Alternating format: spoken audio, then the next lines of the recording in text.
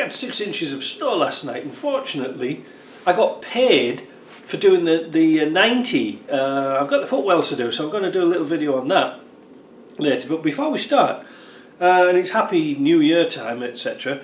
I just wanted a little chat about that Series 2A box we stripped out of the 2.6. It was quite bad. In fact, I think it was one of the worst ones I've seen. It's been driven with a bad fault for a long time. When you get gears that stripped off like that, it really shows you that it's been neglected. That doesn't happen overnight. So what went wrong with it? I have no idea. But what I can tell you is that the rear support bearing was missing. Like at the end of the main shaft, it was cut off. Where there's supposed to be a nut and a tab washer goes on, and then there's a little piece of shaft that sits in a support bearing right at the back of the gearbox.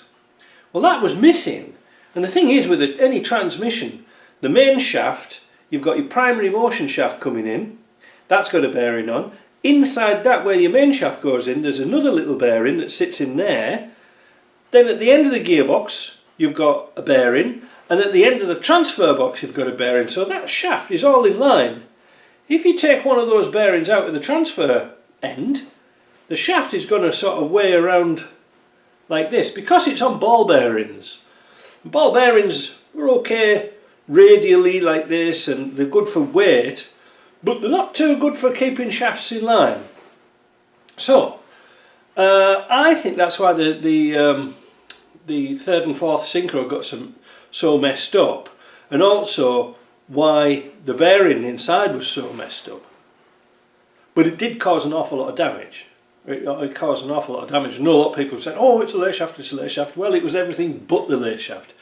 In fact, everything was damaged so much, the only parts that we could salvage was the casings and the lay shaft.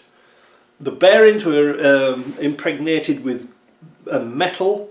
Really bad. I couldn't understand Land Rover for the life of me why they couldn't put a magnet on the sump plug. In fact, what we're going to do with this one, we've got some nice sized magnets we got from a local electrics shop. We're going to glue it with epoxy into the plugs, so that reduces that problem. Because if there was a plug on there with a magnet on it, all the little particles of metal would get sucked into there instead of getting thrown around the bearings. So of course, this gearbox needs new bearings. So what was the solution? Or what is the solution? At the moment, Michelle's looking around for a gearbox, and we think we found one in Vermont. It'll probably be a 2 1/4 petrol box. That doesn't matter. The suffix is the same. It's a suffix E. But one thing we've got to remember, and I'll show you this here, just wait a minute, I'll get it out of the box. Actually, totally unprepared. This gearbox, where is it? There's the top. This gearbox is out of a 6-cylinder. Look very closely here.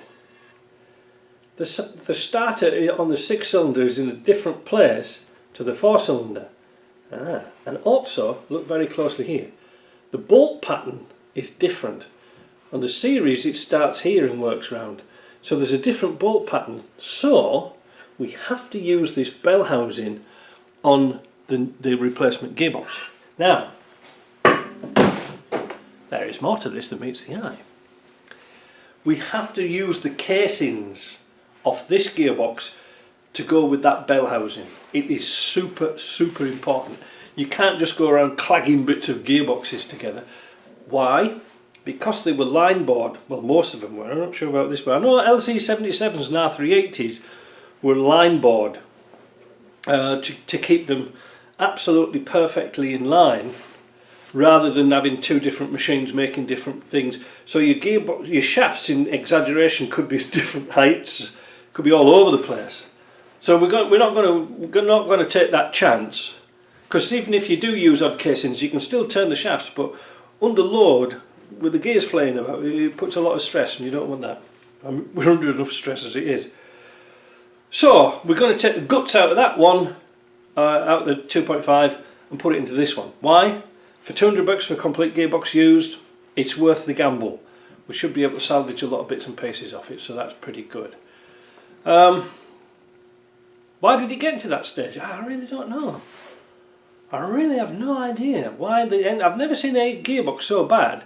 Yeah, I've never seen a gearbox with the end snapped off. There's no reason. There's no weight on it. You know, it doesn't make any sense.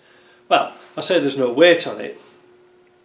It needs supporting because it's driving a gear, but yeah, it's very, very strange.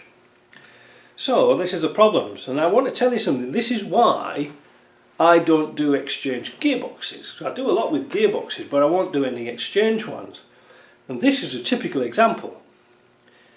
If I'd sent out to a customer a gearbox, for example, and said, you know, there's a $500 core charge on the gearbox. So you send the old one back, I'll give you 500 bucks back. But the 500 bucks in this case wouldn't even cover the parts to repair this gearbox. Therefore, the whole thing falls to the ground.